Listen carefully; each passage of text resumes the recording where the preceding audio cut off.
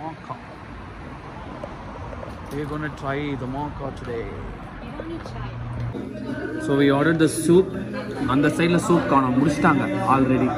And then this is egg roast biryani, which is awesome because they give 4 biryanis actually. I mean 4 biryanis, sorry, 4 eggs. Dance class mudistanga na konja confuse adu guys. Chalna idu, and then I ordered chicken 555. Did you ordered Coke, right? Where is Coke, madam? Anga vechirukanga. Ready to dig in? Let's go, Dhamaka. Hi friends. Sorry, I've been watching a lot of Madras Samil. Hi friends, adu food and mari cook restaurant petanda adhe varudhu. We actually had food in Dhamaka Indian cuisine, which is in Vancouver. Oh, too good. My friend Sai Krishna actually suggested this place, but I've never been. Apparently this restaurant has been here for 1 year. So you know what I loved about this restaurant? Usually biryani sonna eggs kadikadu, egg biryani irukadu. Enga vande egg biryani irukku. Egg biryani la usually 2 egg dhaan tharuvaanga, even in Chennai. Here they give 4 eggs. 4 eggs in one biryani. So if you actually go with a friend, you can actually share egg biryani because Madam is here is vegetarian. How was the food? So good.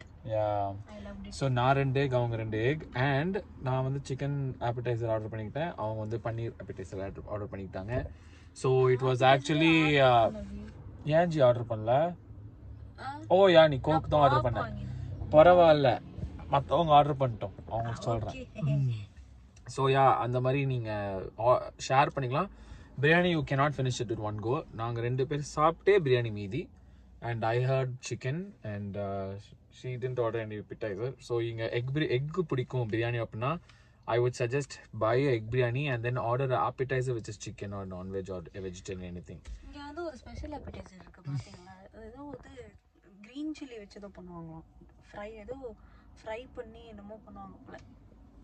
நீங்க ஏன் வாங்கலா? அது already நம்ம வாங்குனது காரம். Oh, okay, yeah, good point. Please be prepared. It's going to be super spicy. It is super spicy. So, that's an amazing restaurant.